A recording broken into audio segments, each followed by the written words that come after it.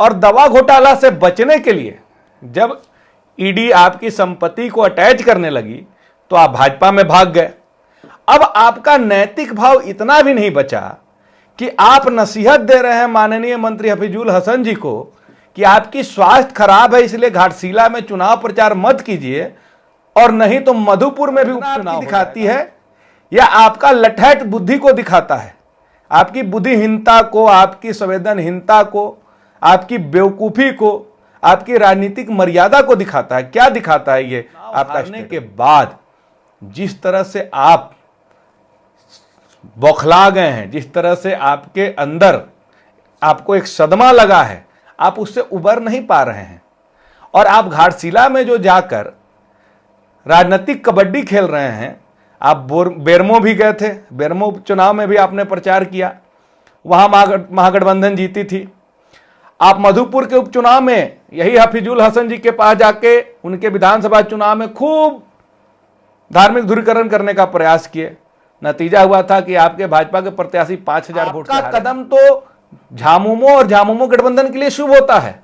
जहां भी आप जाते हैं भाजपा को चुनाव हरा के आ जाते। से चुनाव हारने वाले भाजपा के भानु जी भ्रष्टाचार के भंवर से बचने के लिए जो आप 130 करोड़ का दवा घोटाला किए थे और नौजवानों को सपना दिखाए थे कि हम नौजवानों के लिए संघर्ष करेंगे, नौजवान संघर्ष मोर्चा के बैनर तले, लेकिन जब मंत्री बनने की बारी आई तो खुद नहीं बन पाए तो बाबूजी को बना दिए, और जब खुद बने तो 130 करोड़ का दवा घोटाला कर दिए।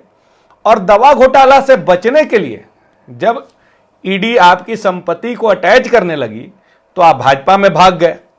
अब आपका नैतिक भाव इतना भी नहीं बचा कि आप नसीहत दे रहे हैं माननीय मंत्री हफीजुल हसन जी को कि आपकी स्वास्थ्य खराब है इसलिए घाटशिला में चुनाव प्रचार मत कीजिए, और नहीं तो मधुपुर में भी उपचुनाव हो जाएगा। यह मानवीय संवेदना आपकी दिखाती है या आपका लठैत बुद्धि को दिखाता है, आपकी बुद्धिहीनता को, आपकी संवेदनहीनता को, आपकी बेवकूफी को, आपकी राजनीतिक मर्यादा को दिखाता है? क्या दिखाता है ये आपका स्टेटमेंट? इससे यह साबित होता है कि चुनाव हारने के बाद जिस तरह से आप बौखला गए हैं, जिस तरह से आपके अंदर आपको एक सदमा लगा है, आप उससे उबर नहीं पा रहे हैं। और आप घाटशिला में जो जाकर राजनीतिक कबड्डी खेल रहे हैं, आप बेरमो भी गए थे, बेरमो उपचुनाव में भी आपने प्रचार किया, वहां महागठबंधन जीती थी। आप मधुपुर के उपचुनाव में यही हफीजुल हसन जी के पास जाके उनके विधानसभा चुनाव में खूब धार्मिक ध्रुवीकरण करने का प्रयास किए। नतीजा हुआ था कि आपके भाजपा के प्रत्याशी 5000 वोट से हारे थे। तो आपका कदम तो झामुमो और झामुमो गठबंधन के लिए शुभ होता है। जहां भी आप जाते हैं भाजपा को चुनाव हरा के आ जाते हैं, क्योंकि जनता अब काम खोज रही है, जनता अब विकास खोज रही है, जनता अब सामाजिक कल्याण की योजनाएं खोज रही हैं। जनता ये चाह रही है कि कैसे यहाँ की महिलाएं सशक्त हो, कैसे यहाँ के युवा सशक्त हों, कैसे छात्राएं को समृद्धि कल्याण योजना से सशक्त बनाया जाए। तो ये योजनाओं से जो झारखंड सरकार राज्य को आगे बढ़ाने का काम कर रही है, वहां सिर्फ भाषण से और 5 किलो मुफ्त राशन से ये झारखंड नहीं चल पाएगा। और वो भी 5 किलो मुफ्त राशन तब आप दे पा रहे हैं जब राइट टू फूड का अधिकार डॉक्टर मनमोहन सिंह जी ने लाया था। तो आप इस हताशा को बंद कीजिए और थोड़ा सदमा से बाहर निकलिए।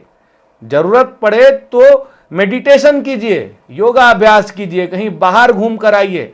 अन्यथा ये सदमे में अगर आप रहिएगा तो हमको लगता है कि आप भवनाथपुर से अगला बार चुनाव लड़ पाइएगा नहीं लड़ पाइएगा, इस बात की हमको चिंता है। और स्वास्थ्य खराब तो होगा ना, क्योंकि जिसको क्षेत्र की जनता को चिंता है वो क्षेत्र में घूमते हैं, उनका ना रूटीन है, ना खाने का समय है, ना सोने का समय है, तो उनका स्वास्थ्य खराब होगा और वो स्वास्थ्य लाभ लेंगे। लेकिन स्वास्थ्य मंत्री रहते हुए 130 करोड़ का दवा खाने के बाद जो आपका स्वास्थ्य बिगड़ा है उसका इलाज अभी के तारीख में संभव नहीं लग रहा है।